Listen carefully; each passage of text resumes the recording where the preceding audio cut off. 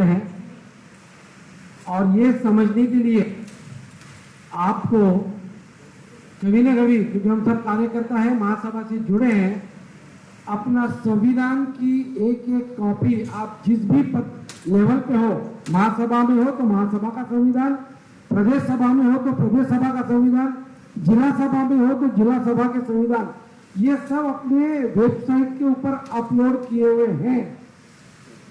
आपको डाउनलोड करने में हैदराबाद हाईटेक सिटी है, हमारी जरूरत पड़ेगी नहीं। रमेश जी यहाँ बैठे हैं, जी जो भी चाहे वो 1 मिनट में वो कॉपी भेज देंगे, लेकिन एक बार वो पन्नों को पलटिए, एक बार देखिए, कहीं न कहीं आपको ये सवाल आएगा कि उस दिन चरखा जी गांधी जी आके ये बोल के गए यहाँ तो ये लिखा है, कहीं समझने में कहीं बोलने में फिर तो नहीं आ गया। लेकिन ये हमारी बेसिक जिम्मेदारी है कि जिस संगठन में हम काम कर रहे हैं उसका ढांचा, उसका तरीका। रोनू जी, मुझे मालूम है मेरा संगठन का अपना खुद का संविधान है, उसकी डेफिनेशन शायद अभी जो बोली गई उससे थोड़ी अलग होगी, वो ठीक है, फिगर में फर्क होगा, लेकिन जो मूल भावना है, जो कर्तव्य है, जो अधिकार है, उसमें कोई विशेष फर्क होगा ऐसा मुझे लगता नहीं। इसके बाद में अब संगठन हो गया, कैसे स्थापना करनी हो गया, कार्यकारिणी हो गई, कार्य समिति हो गई, चलिए अब हम काम की ओर बढ़ते हैं। हमें संगठन को काम करना है। अब जब संगठन काम करता है साहब, तो दिखता कहाँ है? संगठन काम करते हुए कहाँ दिखता है? अब कोई वरंगल से आया है, वो वरंगल में कुछ कर रहे हैं, शायद हैदराबाद को जब तक वो मिलते नहीं मालूम होगा, कोई और उनसे दूसरे निजामाबाद से है। हम सब अपने अपने लेवल पर अपना काम करने के लिए, उसका नियोजन करने के लिए, उसका फिर से कैसे हुआ इसके बारे में एक दूसरे से जानने के लिए हम बार बार जो करते हैं, वो हम ये सब गोशवारा बोलते हैं मराठी में उसको, हम उसकी जो समीक्षा करते हैं वो हम करते हैं बैठकों के माध्यम से। और थोड़ा सा आइए इसके ऊपर भी हम एक दूसरे को समझ ले कि कैसे करें हम अपनी बैठकें जो बहुत इफेक्टिव हो। बैठक कैसी करें ये आपको समझाने के लिए हमको इतनी दूर आने की जरूरत नहीं है, उसको ज्यादा इफेक्टिव कैसे करें यही बोलने के लिए हम थोड़ा सा आपके साथ में आए कि अगर हम ऐसा करेंगे तो शायद बैठकें ज्यादा महत्वपूर्ण होंगी, हम कम समय में ज्यादा उपयोग करें। अब जमाना स्मार्ट वर्क का आ गया है, हार्ड वर्क तो करना ही पड़ेगा। अगर हम उसके साथ में स्मार्ट वर्क करेंगे तो शायद हम ज्यादा काम आएंगे। समाज के लिए जितना भी समय दे रहे हैं, एक तो सबसे बड़ी समाज में आज अगर कमी होगी तो धन की कमी नहीं है साहब, कार्यकर्ताओं की कमी है।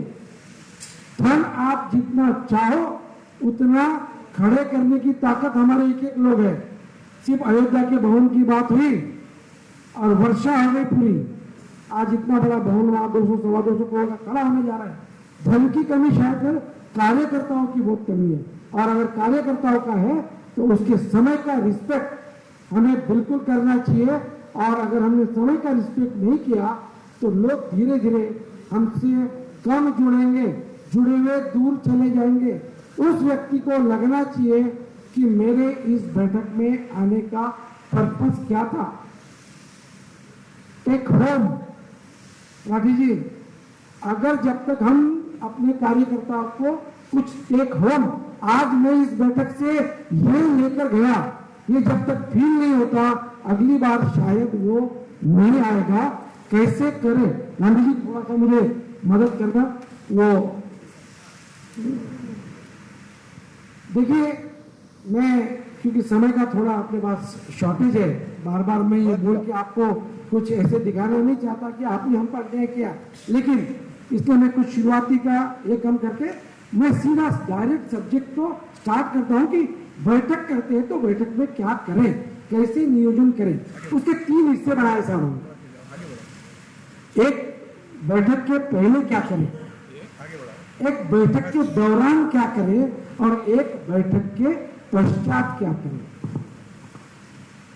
ये अनायास हम लोग करते ही है, लेकिन एक बार आइए उसका रिवीजन कर ले कि हम कैसे करते हैं। सबसे पहले तो जब बैठक है, अक्सर ये ऊपरी स्तर के जितने जितने आप ऊपर के लेवल पे जाते हैं ना, वहां तो ये ज्यादातर करना ही पड़ता है। लेकिन जिला सभा, मुझे मालूम नहीं आपके यहाँ तहसील सभा है या नहीं, अगर है वहां इन बातों को उतना देखा या उतने तरीके से नहीं किया जाता और फिर कार्यकर्ता थोड़े से पीछे रह जाते हैं, आगे जाके उनमें उधर। सबसे पहले तो कोई भी मीटिंग होती ना, उसका उद्देश्य क्या है, किस चीज के लिए 3 महीने हो गए, सिर्फ इसके लिए बैठक करनी है या उस बैठक का कुछ नियोजित निश्चित कार्यक्रम है, ये पूरा होना चाहिए। जो मैंने पहले बात की, तभी वो कार्यकर्ता कुछ टेक होम लेके जाएगा।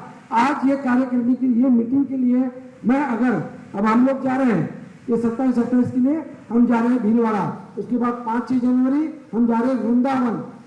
यहाँ क्या होने वाला है, ये पहले से आयोजकों को पहले अच्छे से बात करना होगा, तय करना होगा कि ये बैठक का उद्देश्य क्या है, और ये बात आगे तक पहुंचनी पड़ेगी कि आज यहाँ पे प्रशिक्षण कार्यक्रम है, इसमें ये होने जा रहा है, ये लोग आ रहे हैं, आपको ये मिलने की आपके फ्लायर में सब कुछ लिखा हुआ था।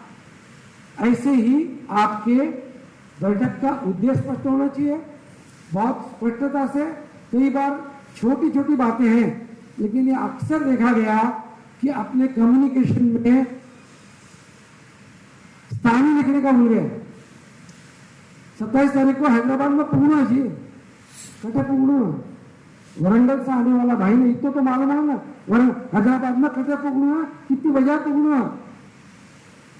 अपने बैठकों का आयोजन स्थल, उसका समय, आयोजक कौन है, ये सब बातों का पहले स्पष्टीकरण हो, ताकि कभी कभी इन बातों की वजह से संगठन में छोटे छोटे मतभेद पाए गए हैं।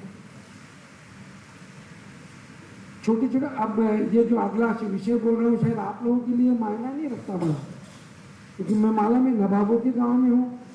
अर्थ नियोजन, यहाँ तो 2 लोग भी कोई ना बैठ कर पूरा कर ले, वहां जी कहीं भी बात करो, लेकिन हम आज पूरे भारत भर की जो अपना है ना, वहां की बात कर रहे हैं। हर जगह पे हर इसका एक आर्थिक नियोजन होना ही चाहिए कि अगर हम तालुका सभा चला रहे हैं, जिला सभा चला रहे हैं, तो ये कैसा होगा, इसका नियोजन कैसा होगा, बैठकों के लिए आयोजन का उसमें क्या प्रावधान है, कितना रुपया उसके लिए रखा गया है, आर्थिक नियोजन उसके अगर कहीं कम पड़ता हो तो उसके लिए हम क्या करने वाले हैं, ये सब बातों का बैठक से काफी पहले बात हो जानी चाहिए। कई प्रकार के उसके माध्यम है, कभी कभी हम किसी को स्वागत मंत्री कहते हैं, कभी किसी के अनुदान लेते हैं। थोड़ी देर पहले हमने देखा यहाँ पे कुछ संस्थाओं के स्लाइड भी चल रहे थे, ये भी एक तरीका हो सकता है। बड़े आयोजन के लिए हम एक कोई किताब भी निकालते हैं जिसमें एडवर्टाइजमेंट वगैरह लेते हैं, ये कई साधन होते हैं। मीटिंग तो आज की मीटिंग सस्ती नहीं देगा, और ये आर्थिक बोझा भी अपने आप में मीटिंग नहीं होने का या नहीं प्रायोजित करने का भी एक कारण बन रहा है।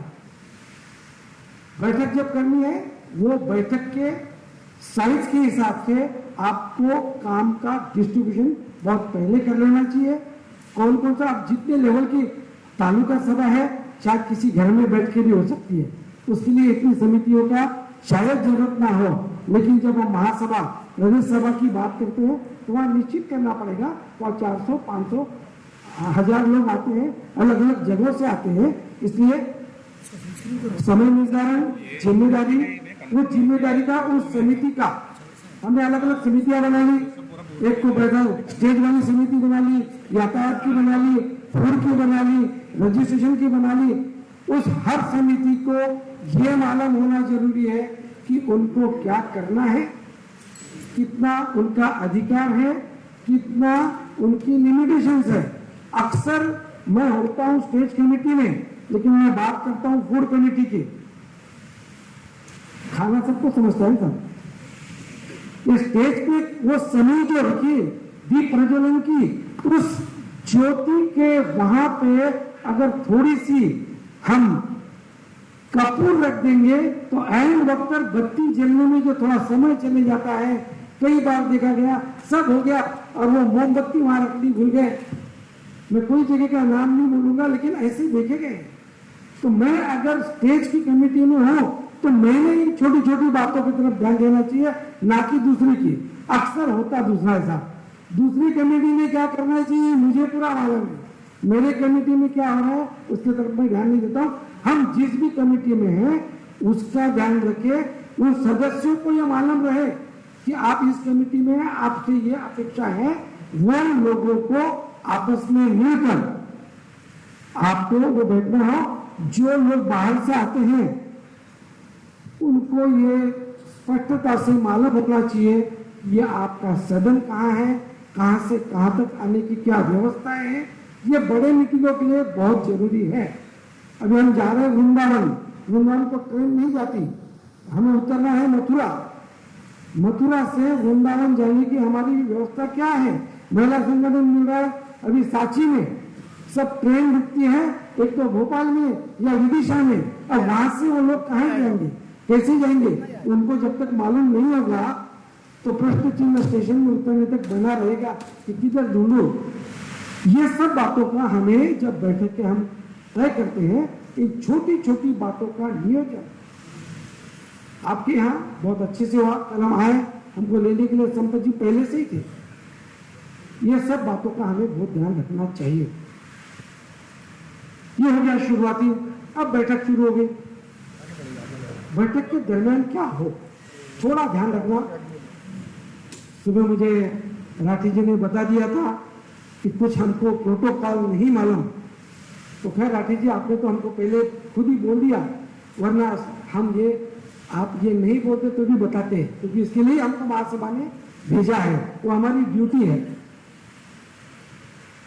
कार्यक्रम की जो मैंने पहले कहा कि कार्यक्रम इसके पहले क्या करना चाहिए, उसमें से एक होता है विषय सूची। जो भी सदस्य है उस सदस्य को विषयों की सूची, इसको हम एजेंडा कहते हैं, ये एजेंडा मीटिंग से पहले पहुंचना ही चाहिए। ऐसा कहा जाता है without agenda there cannot be meeting, no meeting without agenda हो ही नहीं सकती। इसलिए वो एजेंडा का अपना बहुत बड़ा महत्व है, कार्यसूची का बड़ा महत्व है। हमें सदस्यों के पास वो कार्यसूची रहे, मंच के पास भी वो कार्यसूची रहे, ये देखना, और उसकी सबके पास वो सूची रहे, ये देखना चाहिए। बैठने वालों की आसन व्यवस्था, ये एक थोड़ा एक सब्जेक्ट देखा गया है जहां कहीं गड़बड़ अक्सर होती रहती है। एक बात को मैं थोड़ा यहां स्पष्ट कर दूं कि दो प्रकार के हमारे होते हैं, एक होती है संगठन की बैठक और एक होता है हमारा दूसरा कोई जनरल कार्यक्रम। मैं अभी आपको जो बोल रहा हूं ये संगठन की बैठक के लिए पहले बता रहा हूं। संगठन की जो बैठक होगी उस स्तर के बैठक का, अगर आप तालुका की बैठक है तो उस बैठक का अध्यक्ष तालुका अध्यक्ष ही रहेगा। जिला की अगर बैठक है कार्यकारिणी की, कार्य समिति की, उस बैठक का अध्यक्ष वो स्तर का ही रहेगा। प्रदेश की होगी तो प्रदेश अध्यक्ष, चाहे उसके ऊपरी स्तर का कितना भी बड़ा पदाधिकारी वहां उपस्थित हो, उस बैठक की व्यवस्था, उस बैठक की अध्यक्षता उस स्तर का जो अध्यक्ष है वही करेगा, जो कि सेंट्रल में रहेगा। सब कुछ हमें ऐसा करना चाहिए। तरीका अलग अलग हो सकता है कि हम लोग इतने बैठे थे। अब जो कोई पहले सबसे पहली बार डालिया जी को देख रहा होगा, अब ये तो ठीक है डालिया जी आज कोर्ट में थे तो जच रहे थे, अब कोई मेरे जैसा पैंट शर्ट में आ जाए तो कैसा समझे कि ये डालिया जी अपने अध्यक्ष हैं। कई जगह तो दूसरे संस्थाओं में कुछ उसके चीजें रहती है जो समझ में आ जाती कि ये जिसके सामने है वो अध्यक्ष। अपने यहाँ पे कुछ नहीं तो हम एक छोटा माइक ही वहां रख ले, जो समझ जाए वो यूज करना नहीं करना उनकी मर्जी है।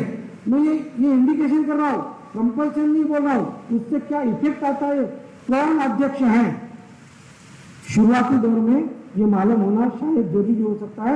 ऐसा हम कुछ करें और फिर उसके बाद वरीयता के अनुसार लोगों को उनके दाएं बाएं बैठाना पड़ता है।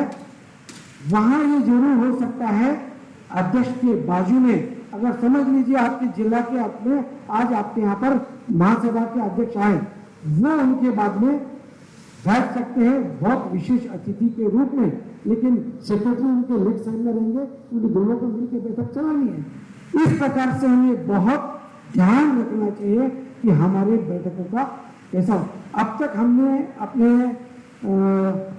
संविधान में इस विषय को छुआ नहीं है कि हमको बैठकों का वो करना चाहिए। आगे पीछे रमेश जी इस बातों को भी हमें उसको रखना पड़ेगा कि व्यवस्थाओं को अधिकृत रूप उसको देना पड़ेगा। अभी तो हम आपको जो जनरल शब्द अन्य संस्थाओं में अच्छे से होता है उस हिसाब से करते हैं। सम्मान की तैयारी आपने बहुत अच्छे से किया था, वैसे तो हमने बता ही दिया है कि ये सब टालिए, संगठनों के मीटिंग में जरूर टालिए। आप कोई बहुत बढ़िया दूसरा कोई कार्यक्रम कर रहे हैं, किसी बड़े दूसरे संगठन से किसी को बुला रहे हैं, वहां ये सब करना पड़ सकता है, लेकिन आज जैसे आपने किया बहुत अच्छे से किया। ये सामान भी वही था और जिनके हाथों से करना था वो भी यही था। कई बार ये देखा गया और ये करना भी पड़ता है साहब, संगठन चलाना आसान नहीं है, सबको सम्मिलित करना पड़ता है। अब जिस व्यक्ति के हाथों से देना है उसको ये जरूर बताइए कि आपको अमुक जी का करना है, तो उस वक्त आप थोड़ा नजदीक रहना, वरना कभी कभी देखा जाता है जिनका नाम लेते हैं वो आखिरी लाइन में बैठे हैं और वो वहां से यहाँ तक आ रहे हैं। जिनका करना है वो बेचारे खड़े, आओ भाई जल्दी, वो बीच में से आ रहे हैं, बीच में अपने फोटोग्राफर भाई बैठे हैं, मीडिया वाले बैठे हैं, उनका काम यहाँ पे है, उसको आने को जगह नहीं है। ये सब प्रैक्टिकल चीजें देखी जाती है जिसमें अपना प्रोग्राम डिस्टर्ब हो जाता है, उसकी लय टूट जाती है। ये हमको पहले छोटी छोटी बातें हैं, इनका प्लानिंग पहले से हो, वो लोग सामने रहे ताकि वो काम जल्दी जल्दी हो। जो आपने शुरू किया मोबाइल पर उचित नियंत्रण, ये भी आजकल बहुत जरूरी है। आज मैंने अपना बंद कर दिया है, नहीं तो कभी की ये बोलते बोलते हमारा भी मोबाइल बच जाता है, तो भी बोलते चरखा जी बोलने को तो आए, खुद का ही मोबाइल बजा दिए। लेकिन ये नहीं होना चाहिए। कुछ मंचीय शिष्टाचार की बात मैं आपको बोलूंगा, प्रोटोकॉल्स। देखिए, कार्य समिति और कार्यकारिणी ये बैठकें संगठन के प्रशासकीय काम का भाग है। वो उत्साह नहीं है, वो उत्सव नहीं है, वो प्रशासकीय काम है। ड्यूटी मांगने साहब आप, इसीलिए हम बोलते कि थोड़ा ये इसको अवॉइड कर दीजिए। काम करने के लिए आए क्या उसमें एक दूसरे का ये करने का। मुझे लगता है, मेरा एक विचार है, अगर हमें किसी का सचमुच सत्कार करना है सत्र के अंत में करेंगे। सत्र जब खत्म हो जाएगा ना, उसके अंत में कीजिए, अपने आप उसी का ही करेंगे जिसने सत्र में काम किया हो। बराबर नहीं है? अभी तो शुरू हुआ है, आज अभी मेरा कर दिया, अब आगे नहीं किया मैंने काम तो क्या ले लेंगे आप मेरा। मुझे ऐसा लगे, ये मेरा पर्सनल ओपिनियन है। जो दूसरे कार्यक्रम होते हैं हमारे, चलो कल सोच लीजिएगा गरबा का टाइम आने वाला है, बहुत महिला संगठन बड़े बड़े गरबा आयोजन करते हैं, उसका अध्यक्ष आप अलग से चुन सकते हैं। आपकी कोई विचार गोष्ठी हो, विचार रमेश जी को तो अक्सर लोग पूरे भारत में बुलाते रहते हैं ऐसे विषयों पर। ऐसे विषयों में ऐसे कार्यक्रमों का अध्यक्ष आप दूसरा भी चुन सकते हैं। वहां जरूरी नहीं है कि आयोजन जिला सभा ने किया तो वो जिला सभा का ही हो, वहां आपके किसी अन्य को भी आप अध्यक्ष बना सकते हैं। जब हम मंच पर आमंत्रित करते हैं तो ध्यान रखें कि मैं जब निचली वरीयता बोलता हूं तो मुझे कहते ही ये नहीं बोलना चाहता हूं कि वो छोटा दर्जे का आदमी है, बिल्कुल नहीं। समाज के जाजम पर हम एक ही हैं, लेकिन हमारे पदों का अपना एक क्रम है। वो क्रम को रिस्पेक्ट हमें करना ही चाहिए। और जब हम मंच पर आमंत्रित करते हैं तो सबसे निचली वरीयता का जो है उसे पहले बुलाना चाहिए, और जो सबसे वरिष्ठ है वह अंत में बुलाना चाहिए। क्यों साहब? किसी के दिल में सवाल आ सकता है, क्यों? मैं फिर से माफी मांगूंगा, मैं कहीं आपकी मिस्टेक निकालने का मेरा उद्देश्य नहीं है। आज हमने सबसे पहले डालिया जी को बुलाया। अब डालिया जी प्रदेश अध्यक्ष हैं। सबसे अंतिम आदमी आया, तब तक डालिया जी खड़े थे सबके स्वागत के लिए। अब क्या होना चाहिए मुझे बोलिए? अगर मैं सबसे जूनियर हूं तो मुझे लगता है कि मैंने पहले आना चाहिए, मैंने थोड़ा यहाँ बाजू में खड़ा हो जाना चाहिए, ताकि आगे आने वालों का मैं स्वागत कर सकूं। सबसे सीनियर है, तब तक हम सब उस सीनियर का स्वागत करेंगे ना। लॉजिकल है क्या? मुझे लगता ऐसा ही करें हम कि जब हम बुलाए तब जूनियर मोस्ट को, आपने कुछ तालुकाओं को बुलाया, उसके बाद जिला आया, फिर प्रदेश आया, फिर महासभा आई। ये ध्यान हम हर जगह रखें। ये हुआ बुलाते वक्त। बाद में कम भी करना है तो छोटा मोटा तो सत्कार हम करेंगे, उस वक्त यह क्रम एग्जैक्टली उल्टा होगा। अगर आप सत्कार कर रहे हैं, कुछ प्रदान कर रहे हैं, तो सबसे सीनियर मोस्ट को सबसे पहले करेंगे। वहां वरीयता उल्टी हो जाती है। आभार प्रदर्शन करते हैं तब भी हमें यह ध्यान रखना चाहिए कि सबसे जो वरिष्ठ है उनका सबसे पहले उल्लेख हो, बाद में हम निचले क्रम में आए। हर वक्ता को अपने समय की जानकारी देना कतई गलत नहीं है। इनफैक्ट देना ही चाहिए कि जरखा जी आज आपको बुलाया है, आपको आज 40 मिनट का ही समय है, क्योंकि आपको मैंने बोला कि समय में सब कुछ करना है। टाइम मैनेजमेंट की भी जिम्मेदारी आयोजक की होती है। इसलिए अगर कोई मेरे जैसा ढीठ आदमी आ गया, बोला था साहब नीचे ऊपर माइक क्या मिल गया, स्वर्ग मिल गया, घड़ी की तरफ देखेंगे, है नहीं तो क्या क्या देखेंगे, है नहीं तो क्या देखेंगे। तो आपके पास तो है, कई तरीके होते हैं जो उसमें सामने बैठे हुए लोग हैं ना, वो सबसे ज्यादा मदद कर सकते हैं। कुछ नहीं तो बार बार अपनी घड़ी को ही, समझदार आदमी होगा तो समझ जाएगा, उससे भी कम समझदार होगा तो फिर आखिर में वहां गांधी जी बैठे, थोड़ी देर के बाद में मैं आज उनको मौका नहीं दूंगा, छोटी चीट भेज देंगे। ऐसा भी करना पड़ता है क्योंकि हम अगले वक्ता पर अन्याय नहीं कर सकते, है ना। हमें पूरा कार्यक्रम करना है और पूरा कार्यक्रम ढंग से हो, इसकी जिम्मेदारी। फिर वो अगर ठीक से नहीं तो ठिकरा किसके सिर पे जाएगा? अध्यक्ष बनता है उसके लिए, बनाते उसके लिए साहब, अध्यक्ष बनाते हैं उसके लिए कि समझो बोलेगा डालिया जी ने पहले बोल कर बोल क्या चरखा जी ने इतना जरूर बुला लिया, इतना बड़बड़ करने वाला आदमी कहा से बुलाना, कभी के गाँव में लोग अपना, ये सब बात में उसको सुनना पड़ता है।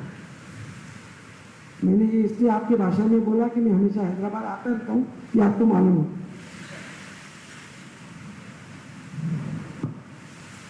निर्धारित समय में बैठक शुरू करना और निर्धारित समय में खत्म करना, ये एक अच्छे लीडर की पहचान बनती है।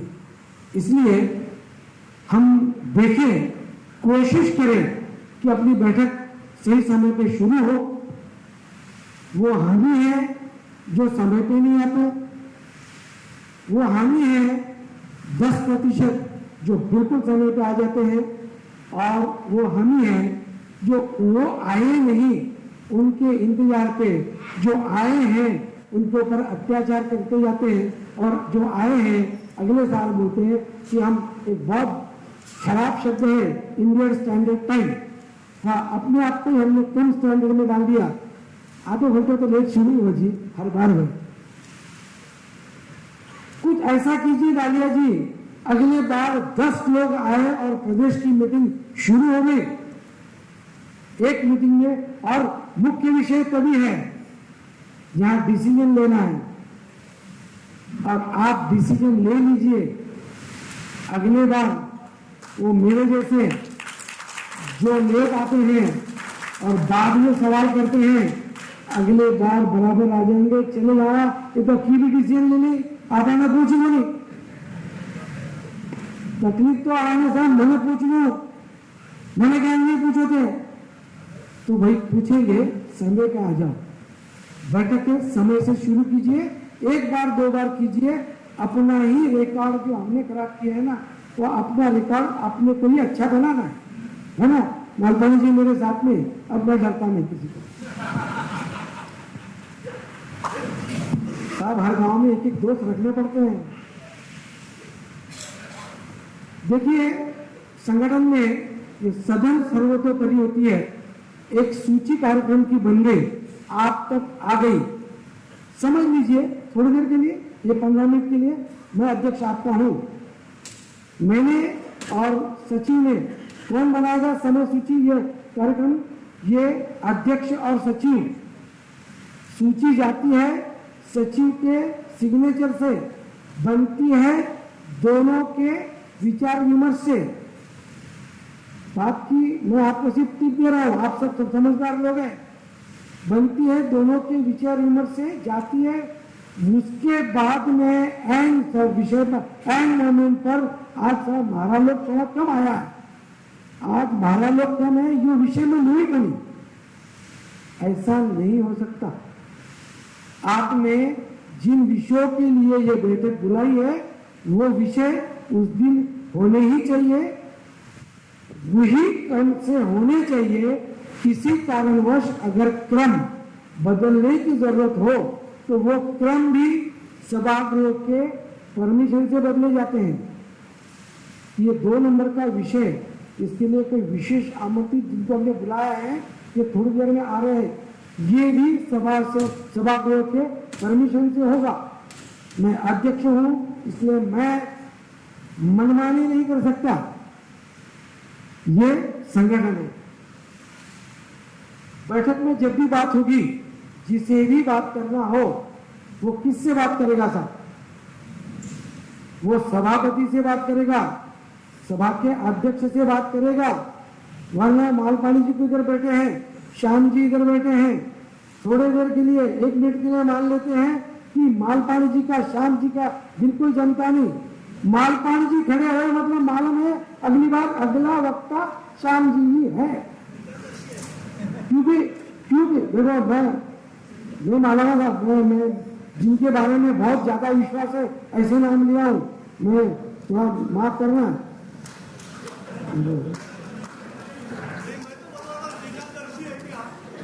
अरे यार कहीं रॉन्ग नंबर लग गया होगा ना तो माफ करना भाई।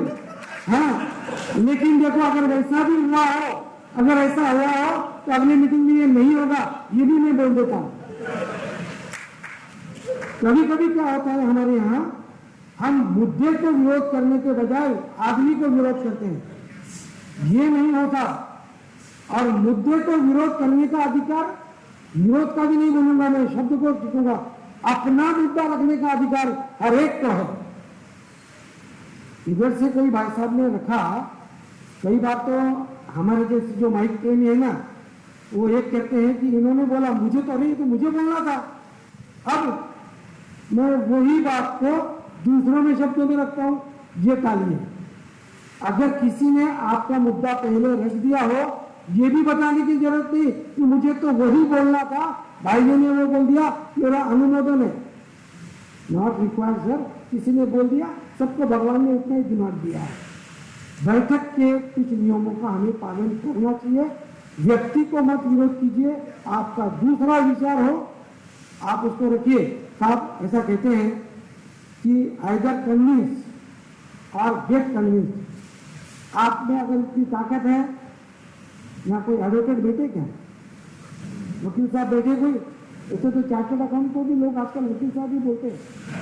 कई वकील अपने मुद्दों को चाहे कितना भी कमजोर हो, इतनी तगड़ी भाषा में बोल देते हैं ना कि वो केस जीत जाते हैं साहब। तो आपके पास उतनी वो चाहिए, या फिर आपके मुद्दे में इतना दम चाहिए कि चाहे आपके शब्द कमजोर हो लेकिन आपका मुद्दा इतना मजबूत हो जिसको आम जनता आपके साथ में हो, तो वो काम आएगी। बैठकों में सीधा सवाल जवाब नहीं होना चाहिए कि इधर से कोई अब मैं कोई नाम लूंगा, अब मैं रिस्क नहीं लूंगा। इधर से कोई खड़ा हुआ उसका सीधा जवाब उधर से दिखाई बोलो पिछला सत्र में तो यान करे। आप भी सभापति को बोल रहे हैं, आप भी सभापति को बोलेंगे। आपस में हम कभी भी डायरेक्ट उसका जवाब भले ही आपको आता हो, सभापति को ना आता हो, और आपको तो बोलना है। सभापति ने वो बोला नहीं, बहुत आसान तरीका है।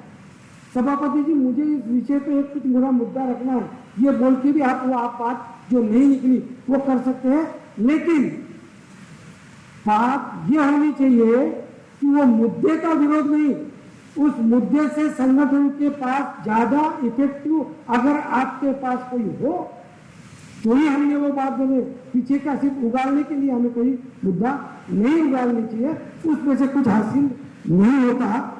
चर्चा हमेशा विषय पर केंद्रित होना चाहिए। कई बार प्रश्नों में से उपप्रश्न निकल जाते हैं, कई बार प्रश्नों में से उपप्रश्न निकल जाते हैं और उपप्रश्न मूल प्रश्न पे हावी हो जाता है।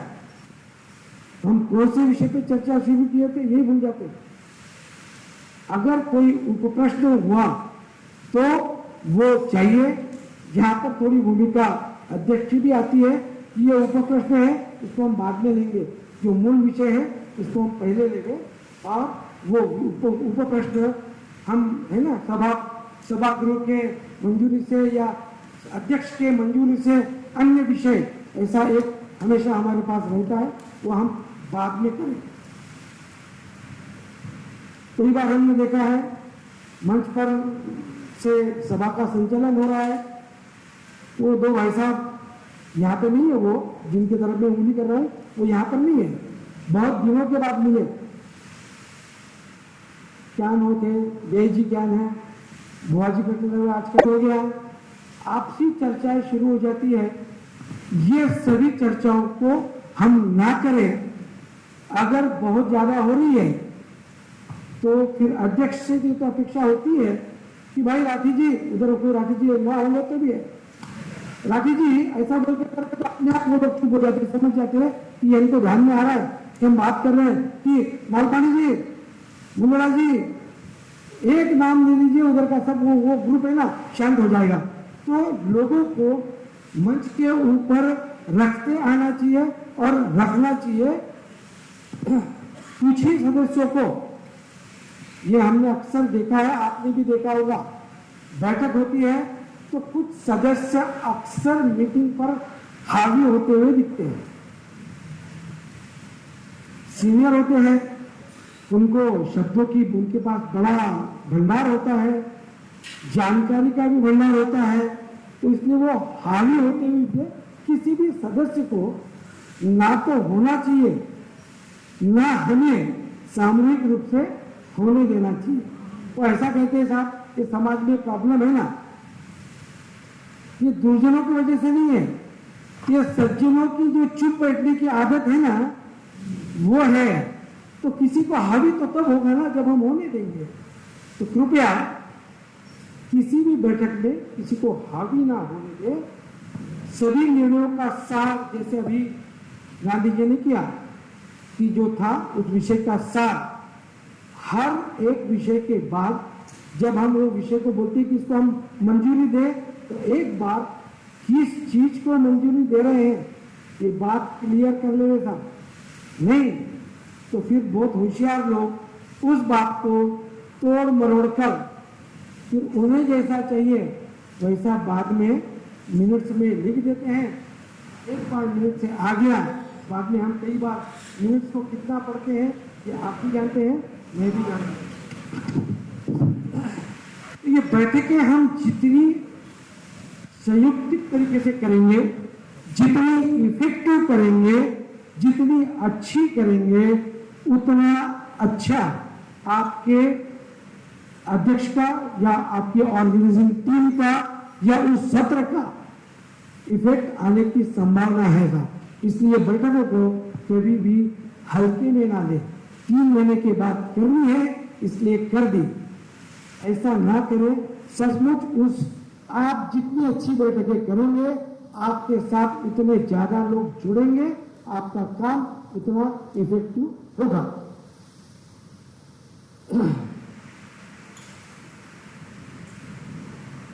अब चलो, पहले हमने बैठक के पहले की बात कर ली, फिर लगभग समापन जो बैठक का है वो जरूर राष्ट्रगान से करें। हम जरूर अपने समाज के लिए बहुत कटिबद्ध हैं, लेकिन उससे भी ज्यादा कटिबद्ध हमें राष्ट्र के साथ रहना ही है। तो हम जरूर हमारे समापन हम राष्ट्रगान से करें, इतना रिस्पेक्ट राष्ट्र के प्रति देना ही है। चलो, बैठक भी हो गई, उसके बाद भी कुछ तो करना चाहिए। क्या होना चाहिए बैठक के बाद? कि हर बैठक में साहब एक रूल है 80-20 का। 80-20 का रूल है कि 20% पीपल विल डू 80% वर्क। संगठन में, बिहार में, घरगंडी में, जगह भी बोलो 20% लोग रहे। एक मामा जी बेचारो पूरा रसोई को घर संभाले, समाज में हर घर में मामा जी पर ही आए वो काम। 20% people will do 80% work and 80% people will serve those who have not worked. जिन्होंने सचमुच काम किया उनका हमें यथोचित बोलना है। यथोचित का मतलब शाल, श्रीफल और वो नहीं है। आप अगर अध्यक्ष हैं, मीटिंग के बाद शाम को अगर उनको फोन करके बोल दे, एक फोन कि यार आज ये बैठक का श्रेय सिर्फ और सिर्फ तुम्हारा है, ये सिर्फ आप उसको बोल रहे हैं, शायद वो आपका कायल हो जाएगा। श्रेय देना पड़ेगा साहब, आगे वो विषय आएगा। तो जिन्होंने सचमुच काम किया है, सचमुच की बात है, सचमुच बहुत इंपॉर्टेंट है, किसी भी तरीके से उनका जरूर आप सत्कार करें। बैठक का वृत्तांत लिखें, राठी जी सेक्रेटरी का काम है, मिनट्स लिखना। ये हर संगठन में उस तरह के, और अब तो खैर बहुत अच्छे अच्छे डिवाइस आ गए, लोग रिकॉर्डिंग कर लेते हैं फुर्सत में बैठ के। हर जगह वो नहीं होगा, छोटे जगह पर वैसी व्यवस्था नहीं हुई तो जिस दिन मीटिंग हुई उसी दिन पॉइंट मेन लिख लिए, बाद में एलाबोरेट कर लीजिए। अपने हर बैठक का मिनट्स बोलते उसको हम कार्य वृत्तांत बोलते, ये अपने पास होना ही चाहिए, ताकि 6 महीने के बाद कोई मुझे ये ना पूछ सके ये आपने कब पास किया था, आप कैसे बोल रहे हैं, ऐसा कभी हुआ ही नहीं था।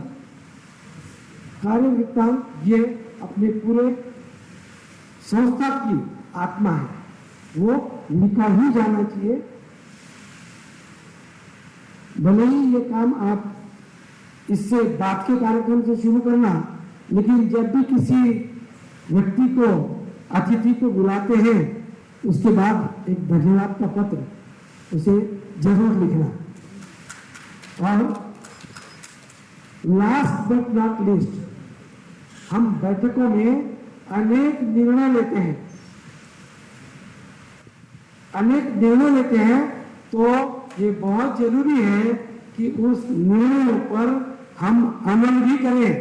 बैठक के बाद नहीं करेंगे ना, ये भी एक बहुत जरूरी है कि बैठक के बाद हम इन सभी विषयों को हम अमल करें। अब अगर हमने अपने बैठकों में इन सब बातों को सम्मिलित किया, कोई भी कारण नहीं कि आपका कार्यकाल फेल हो नहीं सकता। मैंने एक बहुत बड़े विषय को बहुत छोटे में रखने की कोशिश की। मैं समझता हूं कि मैंने काफी विषयों को छुआ है। आपने अगर कुछ इसमें प्रश्न जरूर हो सकते हैं, ये बहुत बड़ा ऐसा सेंसिटिव सब्जेक्ट है जिसमें अपने अपने ओपिनियन भी हो सकते हैं। समय अगर हमें मिले तो अंत में हम वो सब लेंगे।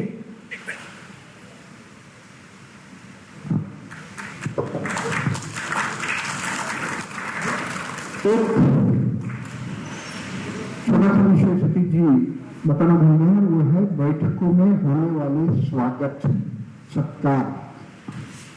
जब हमारे यहाँ की बैठक होती है ना, महासभा की बैठक, समझो महासभा के लोग आए हैं, और उनका बैठक करो, महासभा के लोग आए, उनका स्वागत करना है। आपके यहाँ जिला सभा है, प्रदेश सभा है, तालुका सभा है, हर एक को लगता है कि हमको स्वागत करना है। फिर ऐसा होता है कि पहले तालुका सभा सत्कार करेगी, फिर होता है आप जिला सभा की ओर से सत्कार, फिर होता है आप प्रदेश सभा सत्कार करेंगे। निश्चित रूप से बैठकों में ये टालना चाहिए। सब मिलाकर एक क्रमिक सत्कार यदि हो तो समय की बचत होती है। केवल एक जोक सही भी है, लेकिन एक जोक है, उसको जोक तरीके से दीजिए, आपके साथ शेयर करना चाहता हूँ। राजस्थान में सत्कार की बड़ी भरमार होती है सर, और बाद में महाराष्ट्र में मैं एक्सेप्ट करता हूँ। राजस्थान में पगड़ी पहनाकर सत्कार करते हैं। मुझे पता है उदयपुर पुरानी घटना है, उदयपुर में महासभा की मीटिंग हुई थी और वहां शुरू हुआ कि अब ये तालुका सभा सत्कार करेगी। वो आए, उन्होंने अपनी पगड़ियों से सबका सत्कार किया। फिर आया आप जिला सभा सत्कार करेंगे, जिला अगर तालुका ने पीली पगड़ी बनाई तो जिला ने कोई गुलाबी पगड़ी बनाई, फिर सत्कार किया। फिर आया कि प्रदेश सभा सत्कार करेगी थी, फिर उन्होंने गुलाबी पगड़ी हटाई, लाल पगड़ी करी। इसमें क्या होता है कि कुछ लोग ऐसे रहते हैं जिनको पता ही रहता है कि पहला जो उद्घाटन समारोह है उसका 1-2 घंटा समय तो केवल स्वागत में जाना होना है, तो वो अपने काम से कहीं निकल जाते हैं कि ये हो जाए, जब बैठक शुरू होंगी तब हम जाएंगे। एक बंदा वहां पे मौजूद था, ये सत्य घटना है, खुद सतीश जी थे। सतीश जी बैठक में मौजूद थे और कोई मेरे जैसा बंदा बाहर चला गया था उदयपुर में कि हो जाए स्वागत सत्कार, बाद में बैठक में हम जाएंगे। तो मैंने वहां से फोन किया सतीश जी को, सतीश जी क्या चल रहा है अभी? सतीश जी ने जवाब दिया, भाई पगड़ी को कार्यक्रम चल रहे हो। निश्चित रूप से ताला मेरा कहना यही है कि एक समय यदि सत्कार हो तो बैठक का समय बचाया जा सकता है, ऐसा मुझे कहना था। हमेशा की तरह वो जो घटना सही थी, पात्र बदल दिए गए थे। नहीं तो उदयपुर अगली बार वापस जाना है, बोले ये कहीं बोला पगड़ी को।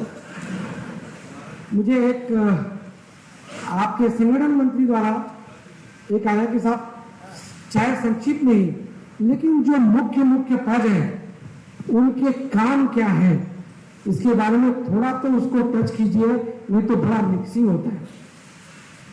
कोशिश करता हूं संक्षेप में, क्योंकि थोड़ा समय कम है। ऊपर से शुरू करते हैं। नेतृत्व वो बात में एक विशेष आपके इसमें वो वापस मैं ही ले रहा हूं। साहब अध्यक्ष की सबसे बड़ी जिम्मेदारी है कि उन्हें सबको साथ में लेकर चलना है। अध्यक्ष बनने तक शायद अलग अलग खेमे हो सकते हैं, लेकिन जिस दिन मैं अध्यक्ष बन गया, अब मेरे लिए कोई खेमा नहीं बचा। अब मेरे लिए सब एक हो गए। अध्यक्ष का कोई नजदीकी, अध्यक्ष के पद पर जब बैठा है तब की मैं बात बोल रहा हूं। अध्यक्ष के नजरों में कोई विशेष ये कभी नहीं होना चाहिए। संगठन के लिए मैं बात कर रहा हूँ, वैयक्तिक रूप कुछ भी होते, शाम को पान ठेले पे एक साथ में जाए साहब, वो बात अलग है। जब हम संगठन की बात करते हैं तो अध्यक्ष के लिए ये बहुत जरूरी है कि हम अध्यक्ष को सबको साथ में लेके चलना है। अध्यक्ष को सब बैठकें की अध्यक्षता करना है। मैंने बोला ठिकरों का माथा पर फूटा, वो लेने की तैयारी चाहिए। दूसरों की गलती को स्वीकारने की तैयारी चाहिए, क्योंकि मैं अध्यक्ष बना हूं, मैं आगे चलता हूं साहब। लड़ती सेना है और सेना हमेशा सेनापति के सर बनता है, मरते सैनिक है साहब। ये जब है तो अध्यक्ष की ये भी बहुत बड़ी जिम्मेदारी है कि वो अंतिम सैनिक को भी ये महसूस कराए कि मैं आपके साथ में हूं। अध्यक्ष का काम अपने आप में इतना बड़ा है कि उसके ऊपर मैं आपके सामने 1 घंटा बोल सकता हूं, लेकिन ये कुछ मुख्य है कि आपको सबको साथ में लेकर चलना ही है। सचिव के काम सबसे ज्यादा सचिव को करना है साहब।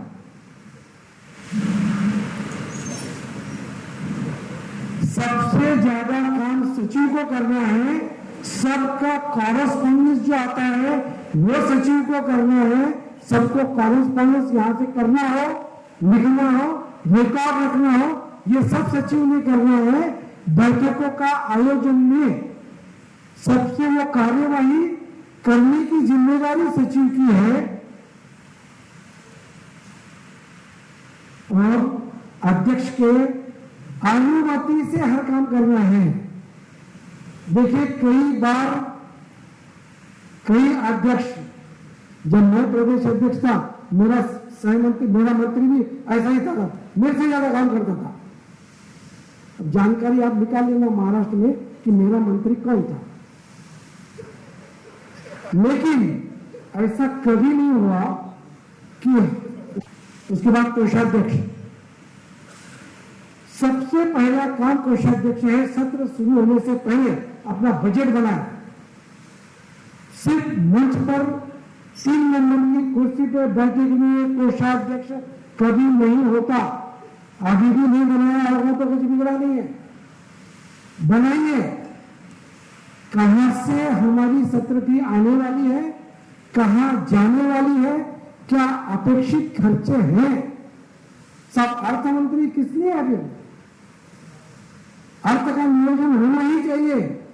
और सिर्फ तुरंत नहीं, जो देना है किसको, सभागृह को। ये बजट भी सभागृह में पास होना चाहिए और पीलेरा भी करीब 3 महीने, 6 महीने, साल, 3 साल का सत्र है तो कम से कम मेरे विचार से 3 बार अपना लेखा जोखा आर्थिक और हो सके तो ऑडिटर रखना चाहिए साहब। अविश्वास नहीं है, कोई भी भाई इतना कमजोर को नहीं है कि संस्था का 2 रुपया लेकर चाहिए, लेकिन मेरी जिम्मेदारी है कि मैं अगर संस्था का 1 भी रुपया खर्चा करता हूं तो उसका हिसाब देना, क्योंकि यहीं से कार्यकर्ता तैयार होते हैं। और विशेष करके मैं बोलूं कि अगर हम समाज से रुपया जमा करते हैं और करते ही हैं तो ये हमारी बहुत बड़ी जिम्मेदारी है कि वो जिनसे हमने 1 भी रुपया लिया हो या 1 करोड़ लिया हो, उनको हमें वो हिसाब, वो मांगते भी नहीं साहब। देने वाला आपको कभी ये कभी बोलता ही नहीं है कि आप मन पाते हिसाब यार बता दो, हमें वो करना चाहिए। ये काम मुझे लगता है अर्थ मंत्री ने जरूर करना चाहिए। संगठन मंत्री, संगठन मंत्री यह ऐसा पद है जो एक मजबूत धागा है। धागा कहीं पर भी बैठो, सब तरफ उसके डोर जानी ही चाहिए सर। कहीं पर भी अंदेशा भी है आपको, अगर संगठन मंत्री को यह अंदेशा है कि वहां कुछ थोड़ी गड़बड़ चल रही है तो ये इंतजार मत कीजिए कि थोड़ा बड़ा तो हम लोग की बात बड़ी हम लोग पर जा रहा था करा कि हर झगड़ा सीमा में आयो, मतलब अगर कुछ थोड़ी भी अगर भनक भी पड़ी हो, उसको बड़ा होने से पहले अगर हम सुधार ले तो शायद सबसे कम ताकत लगेगी। कहीं पर भी संगठन में उनका और भी एक काम है कि अगर कहीं कुछ नहीं, मतलब कुछ झगड़ा हुआ तो कुछ काम करेंगे क्या? नहीं झगड़ा तो बैठे बैठे जरूरत नहीं है। आपको ऐसे भी संपर्क सबसे करते रहना चाहिए, लोगों को काम में सभी अपनी जो उद्देश्य है उसके पूर्ति के हेतु लोगों को आपको आगे बढ़ना चाहिए। उपाध्यक्ष, उपाध्यक्ष इसमें उनका नाम आ जाता है। उप अध्यक्ष, उस क्षेत्र के आप लगभग अध्यक्ष हैं।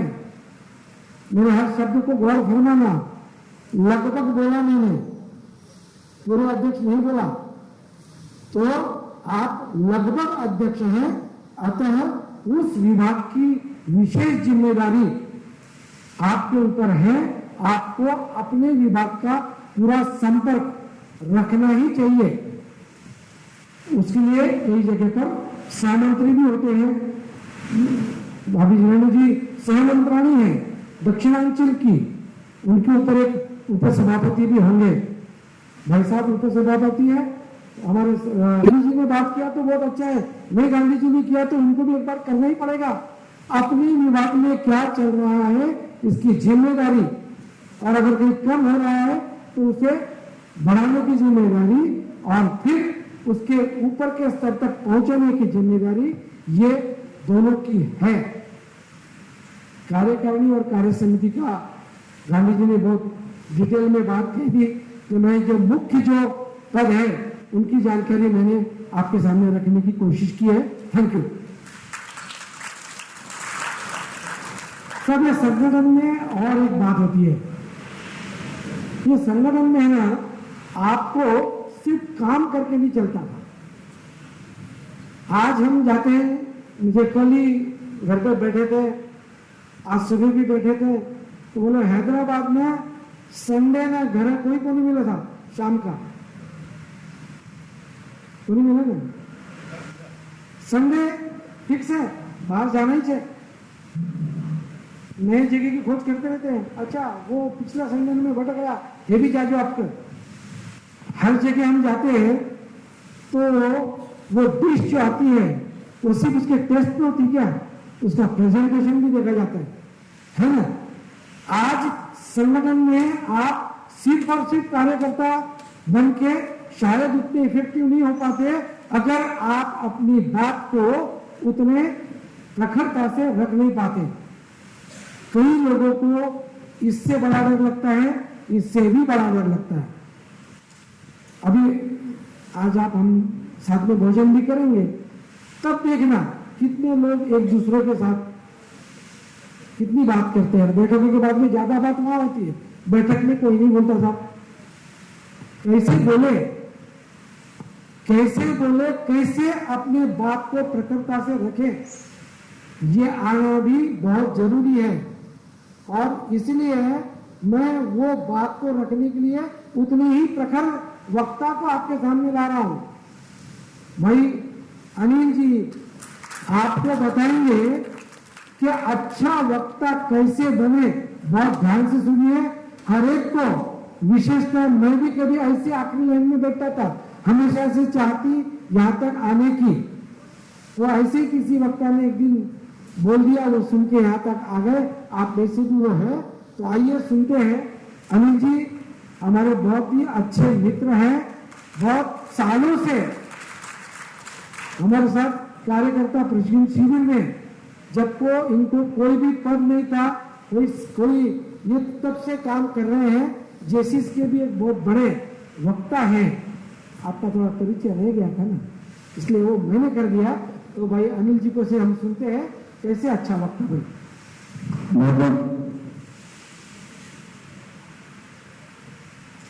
मां सरस्वती को वंदन करता हूँ, मां भारती को प्रणाम करता हूँ। आप सभी को नमन।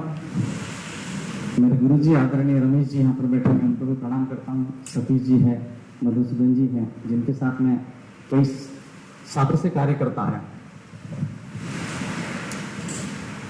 विशेष रूप से इस बात की जरूरत इस वक्त आकर पड़ती है कि जब हमको लगता है कि हमने कार्य तो बहुत किया और बाहर पीछे बैठा हुआ वो कार्यकर्ता, उसको लगता है कि मैंने कार्य किया लेकिन मेरा सादा नाम भी नहीं लिया, किसी ने नाम भी नहीं लिया, ऐसे अखरते रहता है हम लोगों को। जब ऐसे अखरते रहता है तो फिर उसको लगता है कि मैं क्या करूं।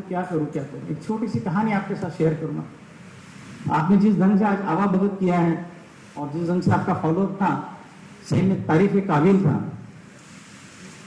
आदरणीय मंच जो सारे सामने विराजमान हैं, अरुण जी साहब है, राजेश साहब है, संसारी जी साहब है, सभी के नाम लेना बड़ा मुश्किल है, इसलिए सभी को वैसे ही जय महेश कह दूं और एक छोटी सी कहानी आपके साथ शेयर करता हूं। एक दिन एक राजा की सवारी जा रही थी, जैसे मान लो आज के जमाने में सीएम की सवारी जा रही है, तो आपको पता है सारे कार्यकर्ता, पुलिस कर्मचारी, सब लोग रास्ते से लग जाते हैं और सब रास्ता बिल्कुल हटाते हैं, कोई बीच में ना आ जाए। वैसे ही एक फकीर, एक अंधा फकीर बीच में बैठा हुआ था। एक पुलिसकर्मी उसके पास गया और उसने देखा कि रास्ते में एक अंधा फकीर बैठा है, इसको हटाया जाए क्योंकि राजा की सवारी आ रही है, कहीं डिस्टर्ब न हो जाए। वो वहां तक पहुंचे, उस अंधे फकीर से कहा कि अबे और अंधे उठ यहां से, राजा की सवारी आ रही है, सीएम साहब की सवारी आ रही है, बाजू में। उस अंधे ने वो सुना नहीं, वो फकीर ने वो सुना नहीं और वो अपनी जगह पे वैसे के वैसे ही बैठा रहे, जैसे उसने कुछ सुना ही नहीं, देखता तो था ही नहीं।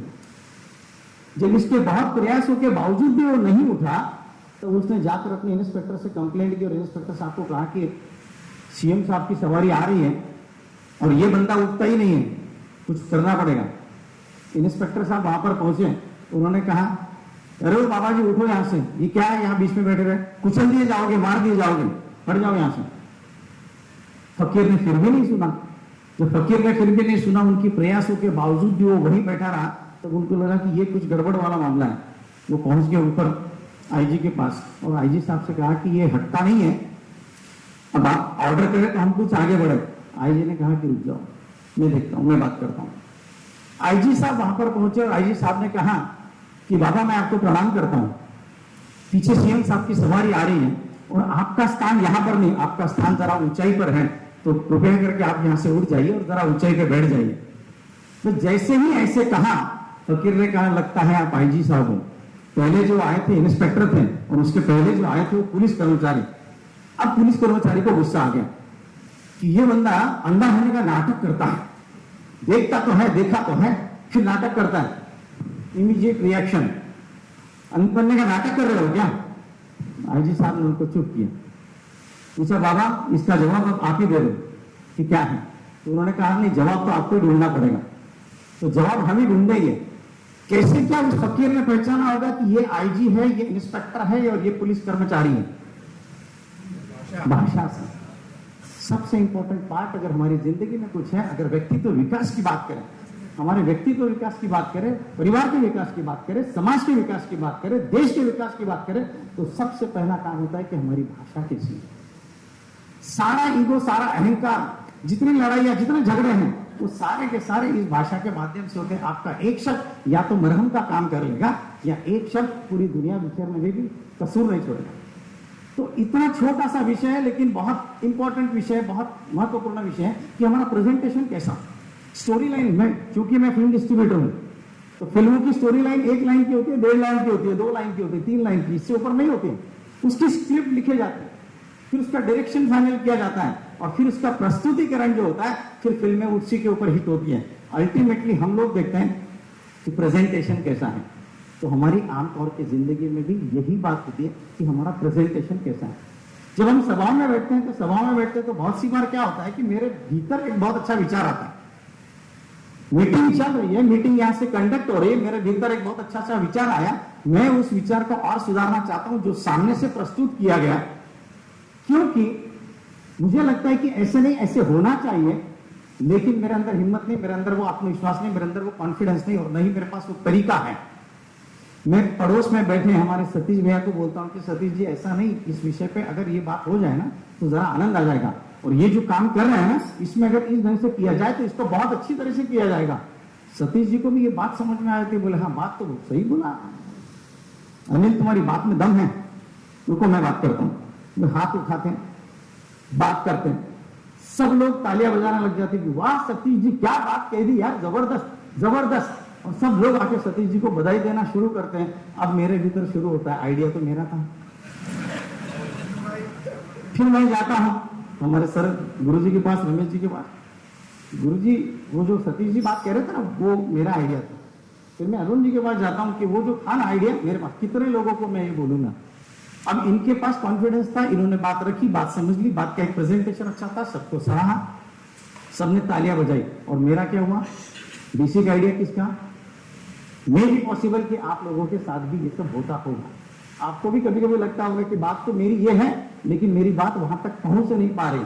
तो आसान तरीका है कि हमारी बात वहां पर कैसे पहुंचे, कैसे हम रिएक्ट करें, कौन सी बात को कैसे रिएक्ट करें और कैसे बोलें, कौन से समय पे बोलें, जिसमें हमारी बॉडी लैंग्वेज कैसी हो, हमारा वॉइस मॉड्यूलेशन कैसा हो, हमारे चेहरे के एक्सप्रेशंस कैसे हो, हमारे आई कांटेक्ट कैसे हो, ये बहुत सारी बातें यहाँ पर हो।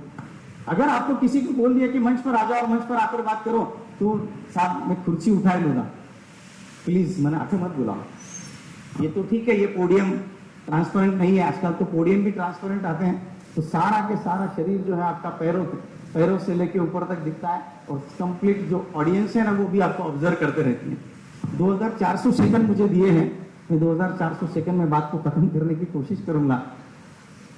अब यहाँ पर हम खड़े हो जाएं तो सबसे पहले सवाल आता है कि साहब मैं यहाँ जाकर भूल जाता हूँ, मेरा तो आत्मविश्वास ही काम नहीं करता, मुझे भी कॉन्फिडेंस ही नहीं आता कि मैं ऊपर जाऊं तो जाऊं कैसे।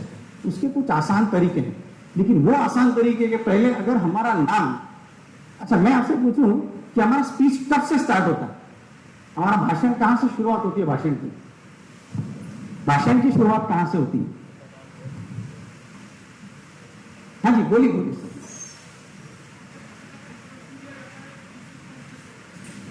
वक्ता का जब इंट्रोडक्शन दिया जाता है,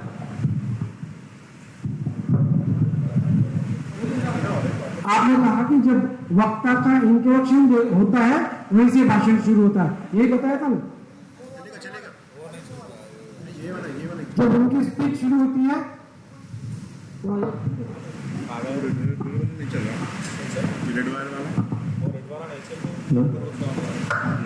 जब वक्ता का इंट्रोडक्शन दिया जाता है वहीं से उसके लिए स्टेज सेट हो जाता है, लोगों का एक्सपेक्टेशन वहीं पे सेट हो जाता है कि वो किस ढंग से बात करेगा।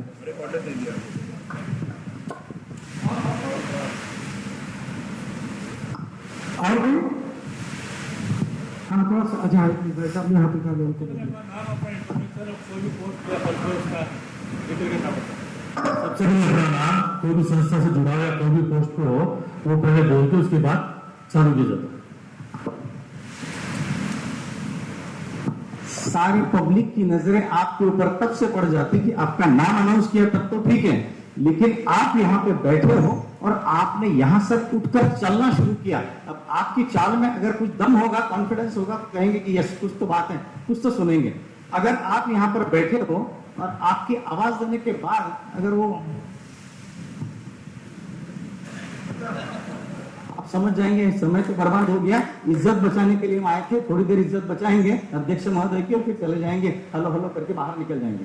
तो आपका भाषण तब शुरू होता है जब से आप वहां से उठते हो और चलना शुरू करते हो। फिल्मों में क्या देखते हैं हम? फिल्मों में तो वही देखते हैं कि हीरो की एंट्री कैसी थी, और जब हीरो की एंट्री पसंद आ जाए, सीरियल में एंट्री पसंद आ जाए, तो हम समझ जाते हैं कि यस ये सीरियल में कुछ ना कुछ तो होगा यार, यहाँ कुछ ना कुछ तो दम है। बस यहां से हमारा भाषण स्टार्ट होता है। और उसके बाद अगर इस पोडियम की बात ना करें तो आइए सबसे पहले समझते हैं कि हमें पैरों की दिशा कैसी, पैरों की दशा कैसी है, पैरों की स्थिति कैसे हो। तो ये जो पैर हैं ये भाषण देते हो ऐसे अच्छे लगेंगे? अगर मैं ऐसे भाषण दूं तो चलेगा? नहीं। ऐसे दूं तो चलेगा? ऐसे दूं तो चलेगा? ऐसे दूं तो चलेगा? फिर कैसे करेंगे? पैरों को कैसे रखेंगे? पैरों को रखने का भी एक सिस्टम है। ये जो हमारी शोल्डर लाइन है, ये जो, क्योंकि 2 दिन की सेकेंड आपको 2400 सेकंड में खत्म करना है। सतीश जी ने कहा कि आपको आने जाने में कितना समय लगेगा? हमने 24 घंटे, तो बस 2400 सेकंड में बात खत्म करो बोले।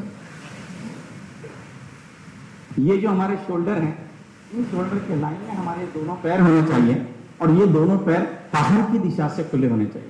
बाहर की दिशा के साथ साथ एक पैर थोड़ा सामने हो और थोड़ा हमारा शरीर जो सामने की तरफ झुका हो। सामने की तरफ झुकने का मतलब यह है कि हम सामने वाले व्यक्ति से अटैच्ड हैं। अगर मैं ऐसे बन कर बात करूंगा तो आप कहेंगे कि कितना ईगोइस्टिक आदमी ऐसी बात करता है। तो हम लोग जब झुक जाते हैं तो सामने वाले को लगता है कि यस ये मुझसे अटैच होकर बात कर रहा है, ये इसके अंदर अपनत्व की भावना है, अपनेपन का एक एहसास है, और तब वो आपकी बात में इंटरेस्ट लेंगे। एक बात ये भी कहा जाता है कि अगर सामने से कोई आपको गोली मारे तो आपकी बॉडी जो है गोली मारने के बाद भी सामने गिरे। तो इतना हमको झुक जाना चाहिए, बहुत ज्यादा झुकना नहीं, बस इतना सा ही झुकना। ये होगी पैर। हाथ कैसे हो? अगर माइक आपके पास है, हाथ हाथ तो नहीं लगाना है। अभी तो माइक है, ये कॉर्डलेस है, हमारे हाथ में है, लेकिन आपने देखा होगा कि पुराने जमाने में तांगा स्टैंड होता था, अभी ऑटो स्टैंड होता है, बस स्टैंड होता है, रेलवे स्टेशन होता है, हर एक का अपना एक स्टैंड होता है। हमारे हाथों का भी एक स्टैंड रहेगा, हमारे हाथों का भी एक स्टैंड रहेगा। आप आए एक सेकंड के लिए, कोई आ सकता है ना? हाथों का भी एक स्टैंड रहेगा। अभी हमारे हाथ कहां? जेब में अच्छे लगेंगे, पीछे अच्छे लगेंगे, या स्वामी विवेकानंद बनकर बात करें तो अच्छे लगेंगे? कैसे अच्छे लगेंगे? ये हमारा स्टैंड है, सॉरी। और ये ऐसा माइक। अभी हाथों का स्टैंड, अगर मैं ऐसे भी बात कर सकता हूं, ऐसे भी बात कर सकता हूं, ऐसे भी बात कर सकता, कैसे अच्छा लगेगा? अच्छा कैसे लगेगा? सामने रखूं, पोडियम है ही नहीं, पोडियम ही नहीं, तभी तो स्टैंड माइक है। तो सिंपल है, जैसे तांगा स्टैंड होता है, ऑटो स्टैंड होता है, हाथों का भी एक स्टैंड होता है। अगर शुरुआती दौर में वक्ता कोई बात करें तो उन्होंने ऐसे हाथ रखना चाहिए अपने नाभि के पास, अपने नाभि के पास। ये नाभि के पास हाथ रखने का मतलब ये है कि अगर आपको कहीं कोई बॉडी लैंग्वेज आपकी बात करनी है कि कल मैं बंबई में था, पिछले हफ्ते में जोधपुर में था, आज हैदराबाद में हूं और कल मैं नागपुर में गया, तो ये आपका हाथ चलेगा। अगर आप ये हाथ ऐसा ही रखता है शुरुआती दौर में, तो हो सकता है डर के मारे पसीना आ जाए और पसीना आने के बाद ये हाथ छूटे ही नहीं। कल मैं बंबई में था, पिछले हफ्ते जोधपुर में था, आज हैदराबाद में हूं और कल नागपुर होगा। ये भी हो सकता है। कभी कभी ये हाथ छूट भी जाए तो कल इतनी बारिश हुई, जमीन तो गिरी हो गई, आसमान से बारिश रुकने का नाम नहीं ले रही थी, और जमीन कहां चले गई, आसमान कहां चले गया। इसलिए सिंपल है कि हमारा हाथों का स्टैंड जो है वो इस ढंग से होना चाहिए ताकि वो हाथों की मूवमेंट फिर से हो जाए, और जब हाथों की मूवमेंट नहीं है तो फिर आकर यहाँ पे होता है। Thank you. इससे भी ज्यादा एक इंपॉर्टेंट बात और एक चीज है, जब आप किसी वक्ता बनकर जाते हो, कहीं बात करते हो, तो इंपॉर्टेंट पार्ट है कि आपकी नजरें कहां पर, आपके आई कॉन्टेक्ट कहां पर। आप जब भी मैं हॉल में देख रहा हूं तो मुझे पता है कि जिनको मैं देख रहा हूं या जहां जहां उनको लग रहा है कि मैं देख रहा हूं, उनकी नजरें, उनकी गर्दन कहां नीचे।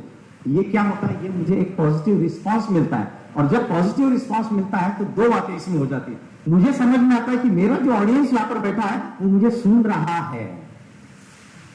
मुझे अगर ऑडियंस की बॉडी लैंग्वेज समझ में आ जाए तो मेरा भाषण कभी बोर नहीं होगा। मुझे ऑडियंस की बॉडी लैंग्वेज अगर नहीं समझ में आए तो यूं समझ लो कि 10 मिनट बाद, 15 मिनट बाद में वो तो जाना चाहते हैं, लेकिन आप उनको छोड़ना ही नहीं चाहते, हमको ऐसा होना ही नहीं चाहते। हम जाना चाहते हैं लेकिन ऑडियंस हमको छोड़ना नहीं चाहते। हमारी बात में इतना दम होना चाहिए। तो जब ये ऑडियंस को हम देखेंगे, अब ऑडियंस को देखने का मतलब है आई कांटेक्ट करना। आई कांटेक्ट का मतलब है किसी एक को आंख भरकर ऐसे देखते ही रहो तो क्या होगा, थोड़ी देर से क्या होगा, मान लो 2 मिनट के लिए मैं रेणु जी को देख रहा हूं और सारा का सारा भाषण रेणु जी को दे रहा हूं। अब रेणु जी यहाँ पे पॉजिटिव रिस्पांस कर रहे हैं, मैं उनको देख रहा हूं। अब रेणु जी थोड़ी देर बाद में कहेंगे, भाई साहब थोड़ी तो नजरें हटाओ, मुझे भी थोड़ा रिलैक्स होने दो। और भी लोग बैठे हैं इधर ऑडियंस में। अब होगा क्या कि मैंने बाकी लोगों को दिखाई नहीं तो क्या होगा, यहाँ तो ये तो टाइट हो गई, इनकी तो रैगिंग चल रही है, लेकिन यहाँ पे ये लोग आपस में बात कर रहे हैं, क्या यार कितनी देर से चल रहा है, अभी कितनी देर और चलेगा, ये सब बातें इधर है। तो मेरा ये जो कंप्लीट स्पीच है, मेरी जो बात रखने का जो है, जो भी मेरा मर्म है, जो भी मेरा उसका मसला है, जो भी वो बात आखिर तक पहुंचेगी नहीं और ये यहीं तक सीमित रह जाएगी। और ये अकेले इतने परेशान होंगे, नेक्स्ट टाइम बोल देंगे कि भाई साहब सब करना, वो अमरावती वाले कौन है, नाम भी लेना पसंद नहीं करेंगे, बोले इनको मत बुला। तो हमारा आई कांटेक्ट होना चाहिए, लेकिन आई कांटेक्ट का तरीका है, उसका भी तरीका है।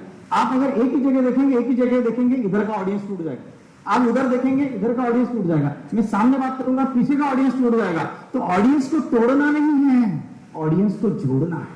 और ऑडियंस को जोड़ने का एक तरीका है कि सिंपल वे में आप एम लिखते हो ना, बस एम या डब्ल्यू, इस फॉर्मूला में वहां देखा, यहां देखा, तो आपका ऑडियंस आपसे कनेक्टेड रहेगा। और जब ऑडियंस, वो चेयर देंगे प्लीज, हेलो, वो चेयर दो ना।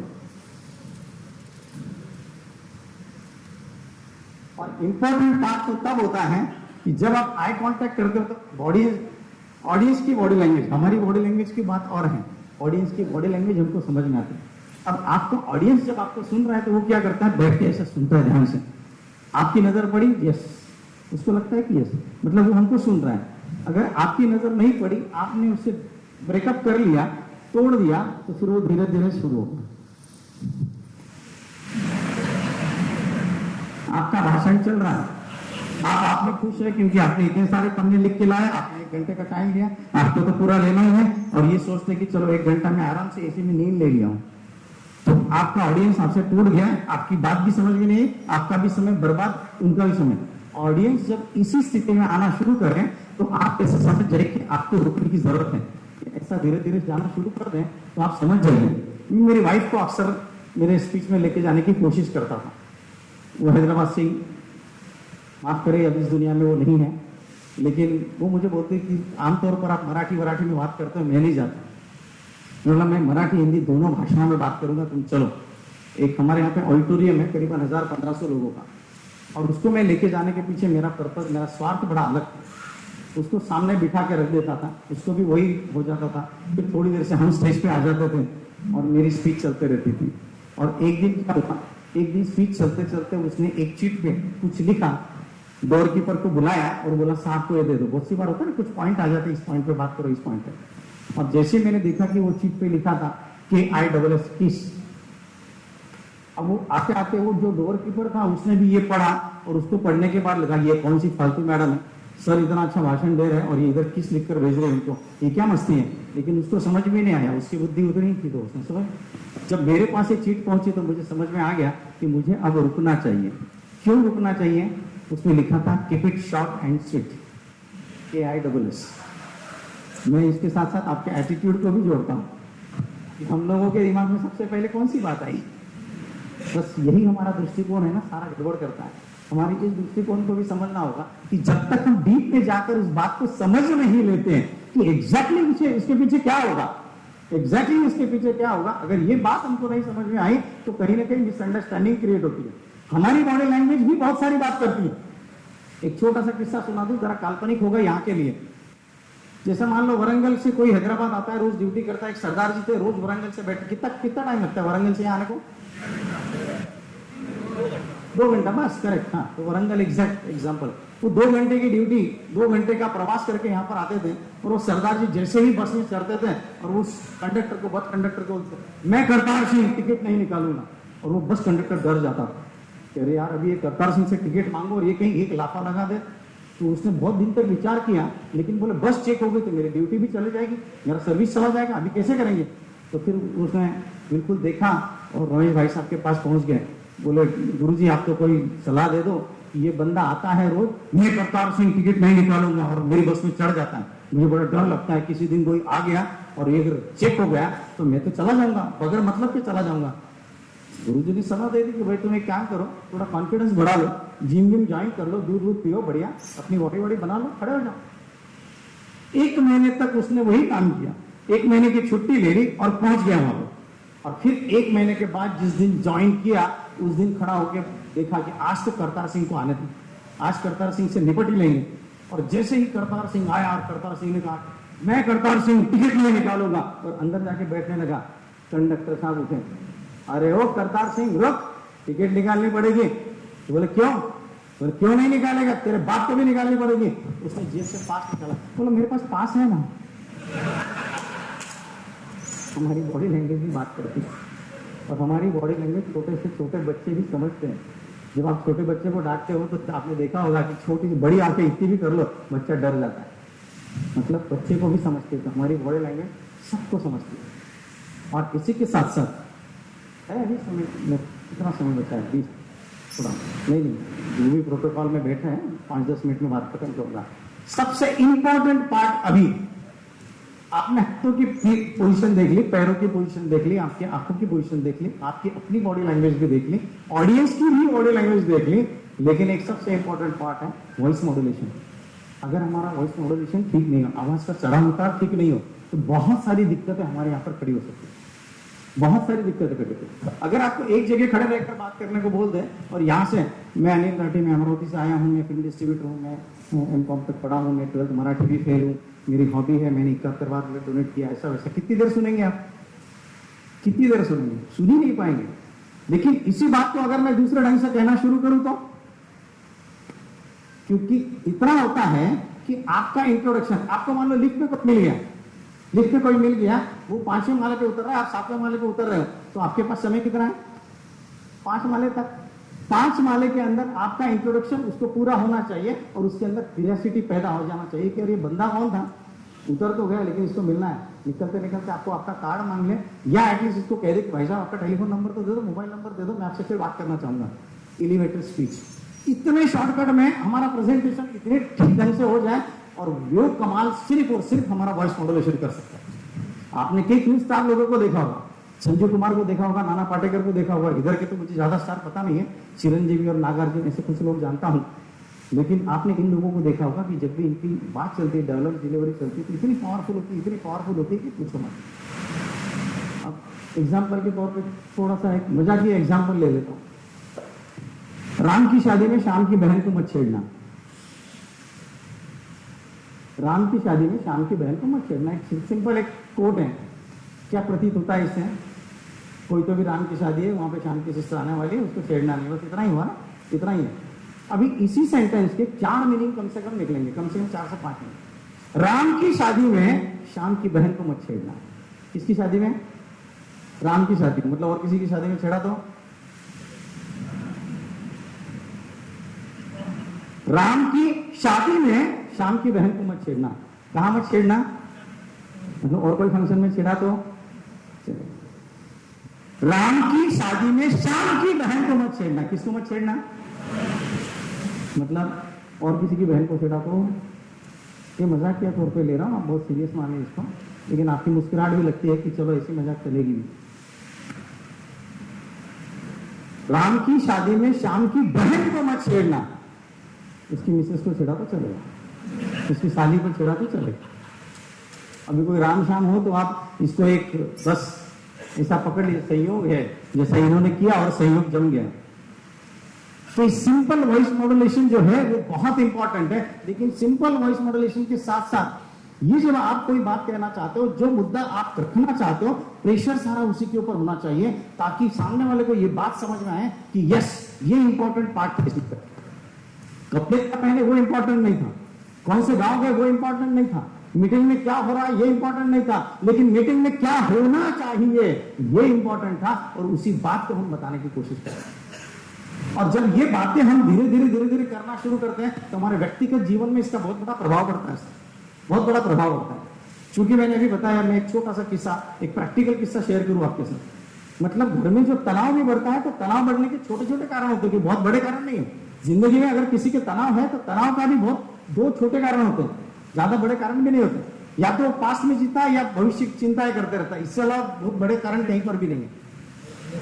एक बार क्या हुआ कि मेरा एक दोस्त है जो हैदराबाद में पहले कलेक्टर रह चुका था, हम क्लासमेट्स, तो हम 6 लोगों का ग्रुप था, अभी वो महाराष्ट्र के मंत्रालय में है।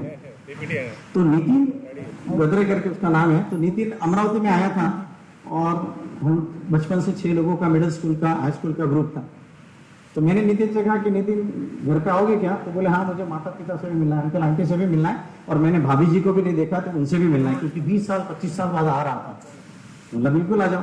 बोले और मेरा एक दोस्त घर पे आया, लेकिन बोला अनिल मैं सिर्फ 10 मिनट रुकूंगा, कॉफी पीऊंगा और निकल जाऊंगा। मैं बोला मेरी गाड़ी या सरकारी गाड़ी? तो बोला सरकारी गाड़ी नहीं ला सकता, वो लाऊंगा तो मुझे और भी दिक्कतें बढ़ जाएगी। मतलब ठीक है मेरी गाड़ी भेज देता हूँ। मैंने मेरी गाड़ी भेज दी, बंदा आ गया, 10 मिनट के लिए रुका। 10 मिनट के लिए रुकना था। मैंने मेरी वाइफ को बोला कि वो 10 मिनट के लिए आने वाला है, मेरा बहुत अच्छा दोस्त है, हम लोगों का एक 6 लोगों का ग्रुप था, उसमें 2 लोग आने वाले हैं, तुम कॉफी तैयार रखना। कॉफी तैयार रखने के बाद में इमीडिएट सर्व कर देना, क्योंकि 10 मिनट के अंदर वो चला जाएगा। वो बंदा आया, हमारे माताजी पिताजी से मिला, 2 मिनट उनसे बात की, हम ड्राइंग हॉल में जाके बैठे। जैसे ही ड्राइंग हॉल में जाकर बैठे वैसे ही क्या हुआ, मैडम कॉफी लेके आए, कॉफी का ट्रे सामने रखा, हमने कॉफी का मग हाथ में लिया, पीना शुरू किया। एक घुट लिया, समझ में आ गया इसमें बहुत ज्यादा शक्कर थी। मैंने उनकी तरफ देखा, उनका भी हल्का सा मुंह बिगड़ा हुआ था, उनको मुझे समझ में आ गया कि इनकी कॉफी में शक्कर ज्यादा है, इनको भी शक्कर पसंद नहीं है ज्यादा, बस। लेकिन पी तो रहे थे, गप्पे शप्पे मारना इंपॉर्टेंट था, कॉफी इंपॉर्टेंट नहीं थी। इन बिटवीन क्या हुआ, हमारे मैडम हॉल, ड्राइंग हॉल के उस गेट पर आकर खड़े हो गए और उन्होंने पूछा भाई साहब नमस्ते। नमस्ते, कॉफी कैसे बनी? अभी मुझे बताइए कौन क्या जवाब देगा? अच्छी बोलेगा, लेकिन मुझे इंडिकेट भी करना था, मुझे बताना भी था उनको कि कॉफी कैसे बनी। अभी हुआ क्या कि जैसे ही उन्होंने बोला कि हाँ अभी कॉफी अच्छी बनी, मैंने कहा कॉफी तो सही में बहुत अच्छी बनी, कॉफी तो सही में बहुत अच्छी बनी, आप शक्कर नहीं भी डालते तो चल जाते, आपके हाथ की तो मिठास ही काफी है। मामला सिर्फ प्रेजेंटेशन का था, मामला सिर्फ प्रेजेंटेशन का था। जैसे ही बोला, मैडम को बात समझ में आई, मैडम ट्रे लेके आए, हमारे तीनों के मग चले गए और आते वक्त कराची के बिस्किट भी साथ में थे। अब सोचिए यही प्रेजेंटेशन में दूसरे तरीके से कर देता, और एग्जाम्पल हुआ नहीं है, लेकिन हकीकत में अगर मैं कर देता, मैं बोलता क्या इतना बड़ा मेरा दोस्त आया, वहां से आया, यहां से आया, और तुमको कॉफी बनाना नहीं आता, ऐसी कॉफी कोई बनाते रहता है क्या? फिर क्या होता? 5 मिनट के लिए क्या होता? 5 मिनट में एटमॉस्फेयर गर्म हो जाता। वो लोग जो मेरे दोस्त आए थे इतने दूर से, वो भी समझ जाते, वो भी चुपचाप से 10 मिनट की जगह 8 मिनट, 7 मिनट, 6 मिनट में निकल जाते, और उसके बाद मैं घर में रहता, और फिर तीसरे महायुद्ध तो इजराइल की जरूरत ही नहीं पड़ती, तो ऐसे ही हो जाती। और लेकिन उसके बाद क्या होता? उसके बाद बम्बई से कभी ससुराल में अपने पहुंचे गांधी जी, हमारे मधुसूदन भाई साहब पहुंचे और मधुसूदन भाई साहब को मैंने बुलाया कि आ जाओ मधुसूदन भाई साहब घर पे आओ, थोड़ा मिलते बैठते हैं, कॉफी वॉफी पीते हैं। और फिर मैं मेरी वाइफ को बोलता कि आज मधुसूदन भाई साहब आने वाले, कॉफी बनानी है। क्या होता है आप लोगों का जवाब? मैंने कहा अबे कॉफी बुलाए लो, यही बनाए। कहने का मतलब है कि हमारा प्रेजेंटेशन बहुत ज्यादा इंपॉर्टेंट है। एक छोटी सी है 5-10 सेकंड, 5 छोटी सी बात आपको दूसरे तरीके से एक्सप्लेन कर दूं, बात को बहुत जल्द समझ में आएगी। एक जगह मैं ऐसी ही ट्रेनिंग को चले गया था, अपने माहेश्वरी महासभा का ही कोई गाँव था, और वहाँ पे बहुत सारे रिश्तेदार भी निकल जाते हैं। तो किसी ने बोला भाई साहब हमारे आएंगे, भाई साहब हमारे आए, भाई साहब हमारे आए। तो मैं 2 जगह गया, पता चला कि वहाँ पे आम के रस का सीजन चल रहा था। अब आम के रस का सीजन चल रहा था तो उन्होंने आम का रस भी बनाया, रसगुल्ला भी रखा, चावल भी रखा, दाल भी रखी, चपाती भी रखी, 2 सब्जियां बनाई, कुछ नमकीन रखा, और ये सारा प्लेट में बहुत अच्छी तरह से सजा के रखा था। इधर आम का रस, इधर रसगुल्ला, इधर ये नमकीन, इधर जहाँ नमक रखना है, ये सब सर्व किया एक घर में। दूसरी घर में भी सेम मेनू। तो मुझे लगा कि शायद इनके यहाँ का एक पैटर्न होगा कि यही मेनू रखते हैं, लेकिन उन्होंने क्या किया था, पहले चावल रखा, उसके ऊपर रख दिया था, फिर उसके ऊपर रसगुल्ला रख दिया था, फिर उसके ऊपर पापड़ रख दिया था, इधर चपाती रखी, उसके ऊपर सब्जी रख दी। कौन सा खाना खाएंगे, कौन सा भोजन खाएंगे, कौन सा भोजन करेंगे? क्यों? आइटम तो सेम है, पेट में जाके एक होना है, फिर क्यों? इट मीन्स दैट कि हर जगह कैसा भी हो, प्रेजेंटेशन बहुत इंपॉर्टेंट।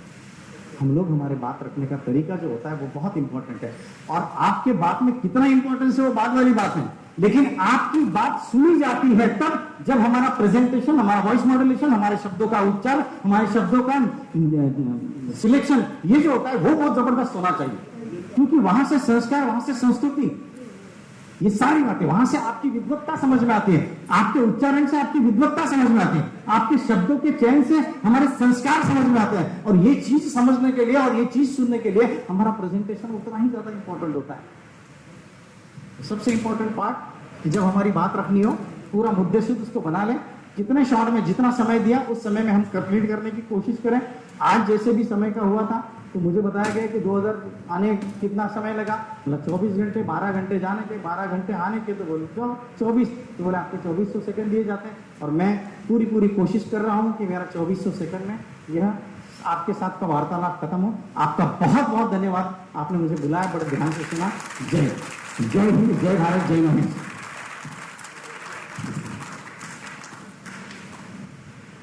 तालियां सब कुछ बोल देती है, इसलिए और आपके तारीफ में लीजिए, मैं कुछ नहीं बोलूंगा, क्योंकि लोगों ने अपने भावनाएं तालियों में बता दी है। आपके लिए एक अच्छी न्यूज है, ये अंतिम विषय है। क्या हंस दिए साहब, वाह, मजा आ गया भाई, शुरू करो। मुझे मालूम है ये अंतिम समय है, और खाने के और आपके बीच में मैं खड़ा हूं। ज्यादा देर तक रहा तो किसी को ज्यादा भूख लगी, नाम मेरा चरका है, और आप लोग तीखा खाने वाले भी हैं, तो बहुत खतरा मुझे है, इसलिए मैं विषय को, बहुत महत्वपूर्ण विषय है, लेकिन हाथ जोड़कर आपको फिर से एक बार बोलूंगा कि समय आपने कम दिया, आपको ही कम मिला, उसके लिए मैं जिम्मेदार नहीं। How to work in team, हम समूह में काम कैसे करें।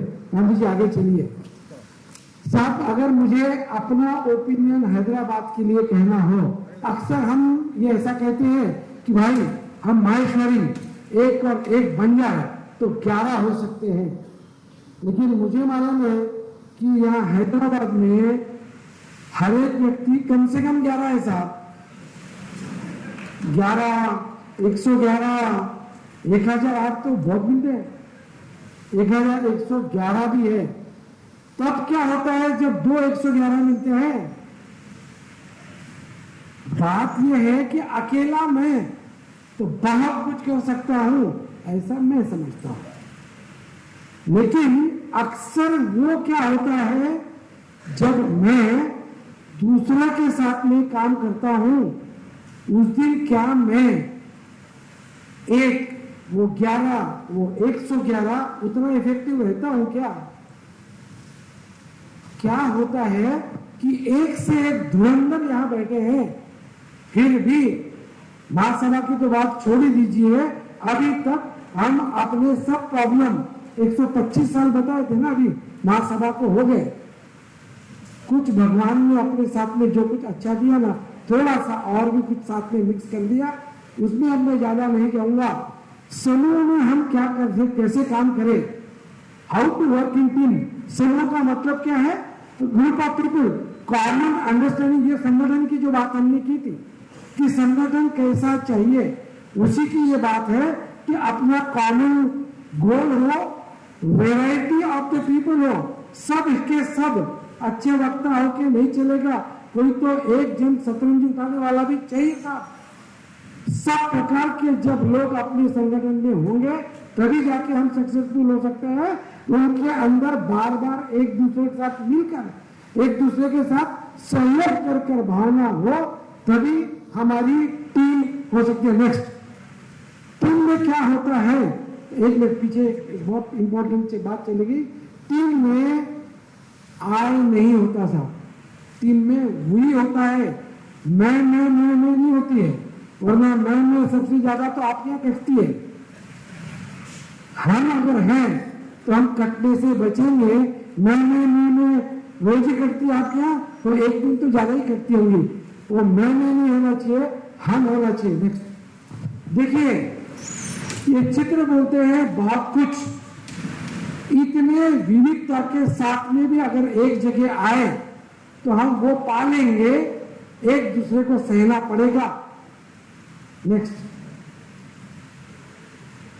हम टीम है साहब, क्या है, सबको एक तरफ जाना है, सबका गोल एक ही है, सबको रास्ता क्रॉस करना है क्या एक दूसरे से कोई संबंध। लेकिन जो तीसरा पिक्चर है ना, वो है कि हमें जीतना है, हमें जीतना है, वो टीम है साहब। ये पिक्चर बहुत कुछ बता देते हैं। नेक्स्ट, अभी जो भाई साहब जो कुछ विषय बोल रहे थे ना, आज शाम को जितनी टीवी की एड देखेंगे, वो टीवी के एड को आज प्रोडक्ट की एड की तरह मत देखना।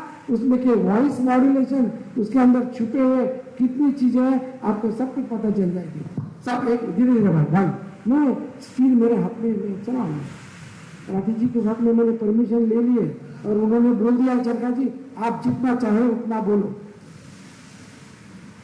टीम में जब हम समूह में काम करते हैं साथ, सबसे बड़ी बात है कि आपस में हमें कम्युनिकेट संवाद कीजिए। हम बात नहीं करते, हम जब जिस चीज के लिए मिले वहां संवाद कीजिए, जिस वो हम करते नहीं है, और इसलिए हम टीम में इफेक्टिव नहीं होते। समूह में कृपया दूसरों के विचारों को आप टीका मत कीजिए। डोंट ब्लेम, ये अच्छा क्यों नहीं हो जी, वह क्यों नहीं कराया, वह नहीं कराया, दूसरों पे ब्लेम मत डालिए। अगर आप भी उस टीम के मेंबर हैं, अगर 10 लोगों की कमेटी बनी थी, काम अच्छा नहीं हुआ, तो 10वें नंबर पे तो मैं था ना।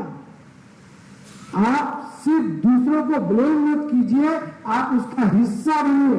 अक्सर हम इसलिए फेल होते हैं कि हम में से, माफ करना, सीनियर्स सिर्फ ब्लेम करते हैं।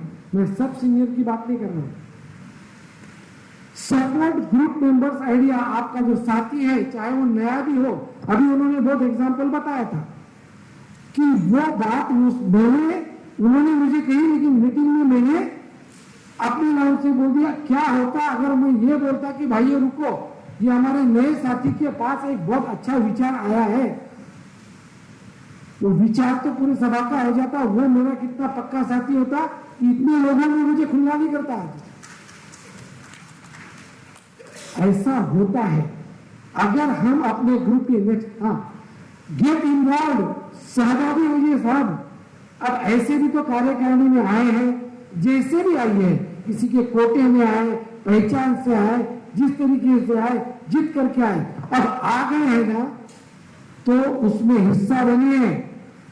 अगर आप हिस्सा नहीं बनेंगे तो आप नहीं हारेंगे, पूरी टीम हारने वाली है। ये स्लाइड टीम मेंबर्स के लिए है, आप अकेले नहीं हारते, पूरी टीम हारती है। नेक्स्ट, क्या होते हैं अच्छी टीम के क्या कैरेक्टरिस्टिक होने चाहिए।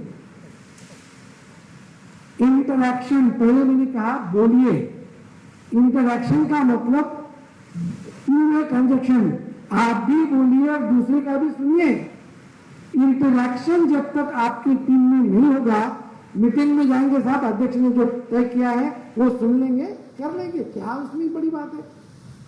नहीं सर, आपस में चर्चा कीजिए, तब जाके आपकी टीम होगी। उसके बाद अभी आपने मेरे को पूछ लिया था कि किसके किसके क्या क्या काम है। अब अकाउंटेबिलिटी बनती है साहब, मैं अगर कोई पद लेता हूं तो उस पद को पूरा करने के लिए, अकाउंटेबिलिटी से मैं अकाउंट का नहीं बोल रहा हूं, उसके लिए काम करने की जवाबदेही। बाद में मैं जरूर ये बोलूं, क्या करूं साहब, अध्यक्ष ने मुझे बोलने ही नहीं दिया, अध्यक्ष ने मुझे उधर जाने ही नहीं दिया। ऐसा कभी नहीं होता। जिसको काम करना है उसके काम करने से कोई रोक नहीं सकता। आपको चाहिए जो पद लिया है उसकी जिम्मेदारी भी ले, कुछ कम रह गया हो। ऐसा किसने कहा आपको, कब आपको ये बोला गया था कि आपने कोई पद लिया हर काम सही होना ही चाहिए। हो सकता है कोई काम में गलती रह जाए, कमी रह जाए, बोलिए ना साहब मैं करना ऐसा चाहता था, नहीं हुआ, ऐसा थोड़ा कम रह गया, अगले बार और अच्छा वक्ता को बुलाएंगे।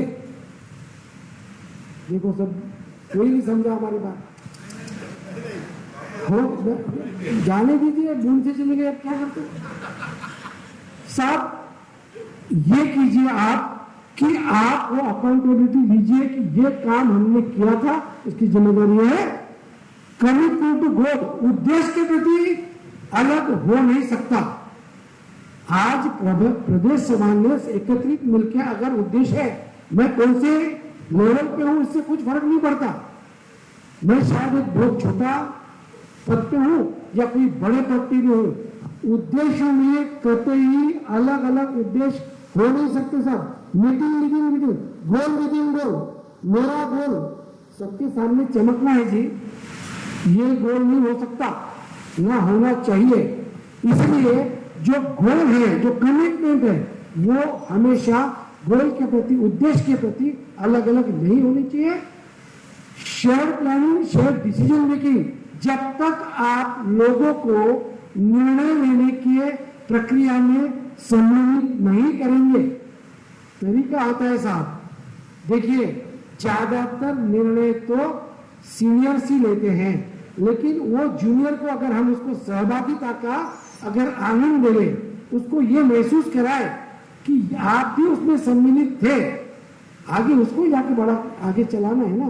कितने साल तक हम बैठे रहेंगे। अपना बेटा ना आपका दुकान कैन चलाने की सिखा हुआ है ना, अपनी बेटी ने ससुराल में जाने के बाद कैन चलाना आपका सिखा है ना, वही तो अटक करना है।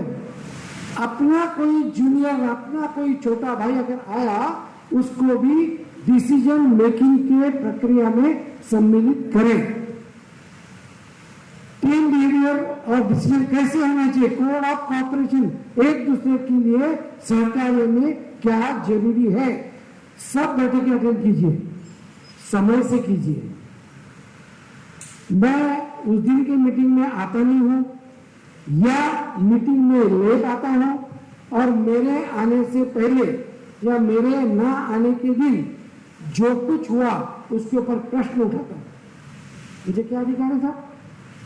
मैं अगर किसी जिनाइन कारण की वजह से भी उस दिन नहीं आ सका, कोई निर्णय सभा ने लिया, तो आप उस डिसीजन के ऊपर आप उसको क्वेश्चन नहीं कर सकते। आपको एक तरीके से उसके बाद हो सकता है आपके पास बहुत अच्छा हो, आप जाके मिल लीजिए ना घर पे, भाई साहब ये भी एक आइडिया था, उस दिन मैं नहीं आया था, फोन पे कर लीजिए।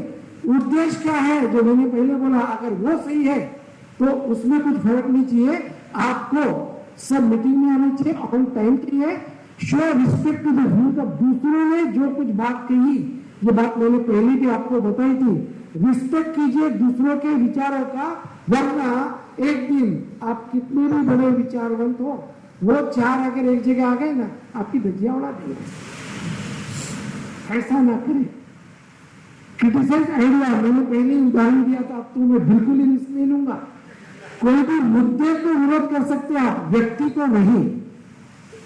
कभी समाज में तो नहीं है कितने साहब, बात वहां तक चल रही है। हम है कितने, सवाल अस्तित्व महेश्वरी का ये अपने आप में एक विषय, सब जगह हम बात कर रहे हैं, इतने मुट्ठी भर है, उसमें भी अगर हम एक दूसरे को खींचातानी करते रहे तो कैसे होगा। और अपना जो काम है संगठन में, मैं अपना कर लूं उतना बस है। तकलीफ क्या है, अपना क्या है वो तो किया नहीं।